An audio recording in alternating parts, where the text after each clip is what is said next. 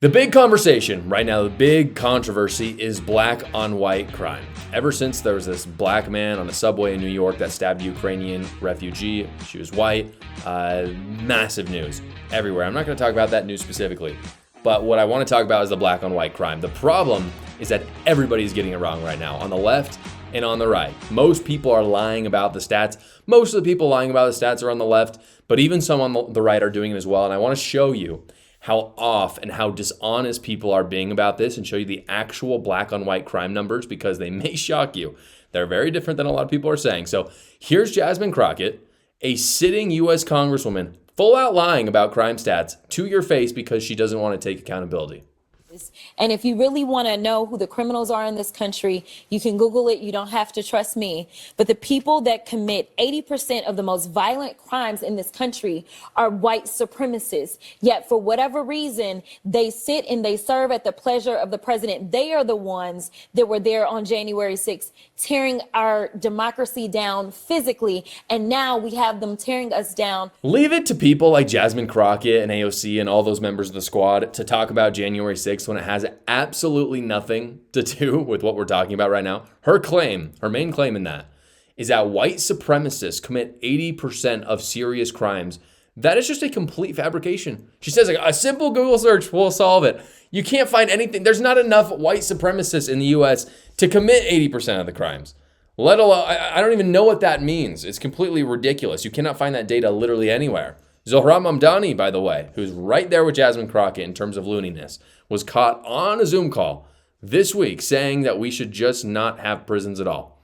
And that men who do horrible things, like in this instance on the subway, should just keep walking around. Are prisons obsolete?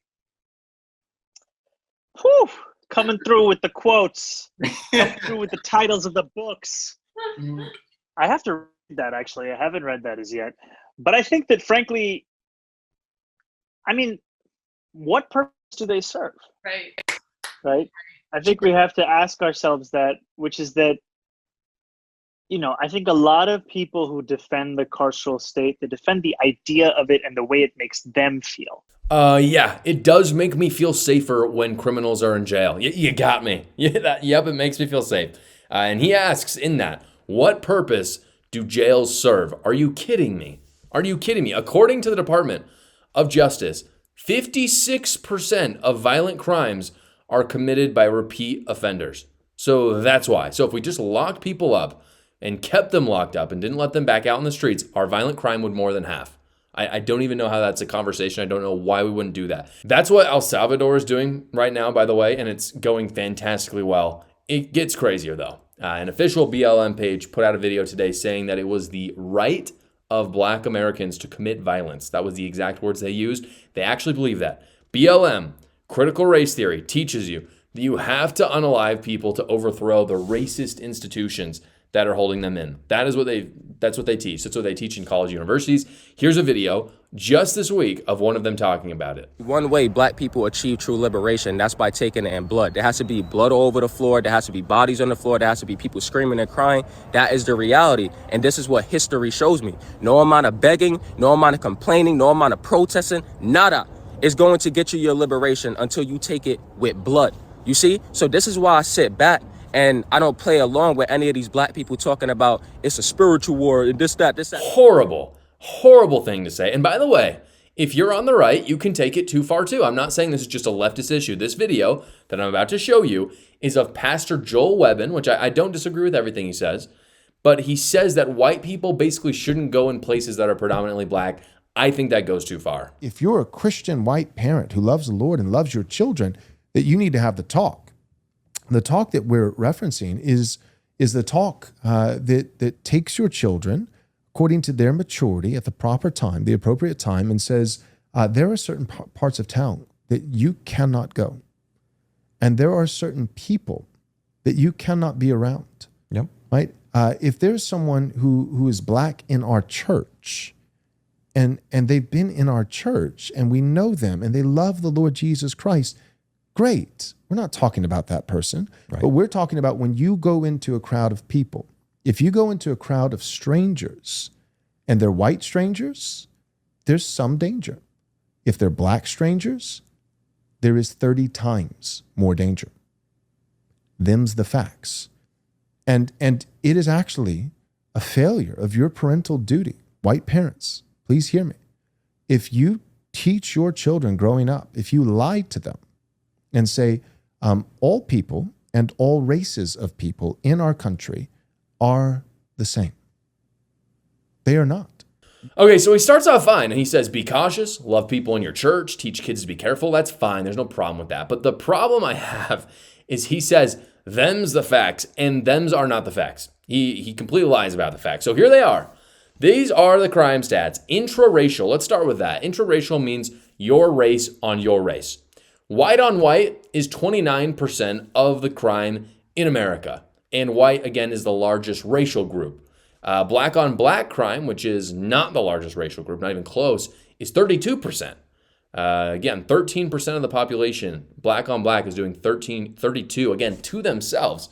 So that's not good. Now, if we look at interracial, which is race on a different race, interracial, and by the way, that comes out to 51%. So the vast majority, not the vast majority, but the majority of crime is intraracial. Now, if you look at interracial, it's only 41%. Black on white crime is 37% of all crime in America. White on black crime is 4%. So white on black crime, far more common. However, intraracial crime, still much more likely, like a lot more likely. So why do I share these stats? Because, and the reason why is because bad actors want to turn us against each other. They want to turn conservatives on, and this isn't even political. It's just really not. Like, there's no ideology out there that really should just be like, yes, you can have violence happen to you. So this isn't really left on right. I think there are bad actors who want to turn black people on white people and white people on black people. They would have you believe that every crime committed on a black person is a white person, which is factually false. It's 4% of all crimes, very low. Most of the time, if you look at the stats, if a black person has crime inflicted on them, it is from another black person. And likewise for white people. If white people have something bad done to them, it's usually from a white person. However, it's also perfectly fine to note that black on white crime is much more likely than white on black crime. That's just a fact. That's why BLM is such crap. Their whole thing of white supremacy, the whole thing Jasmine Crockett's talking about, BS. BS. It's actually the other way around. Again, I don't think white people should start their own BLM. There's people talking about that. There can be some outrage about what's happening right now in our country. That's fine.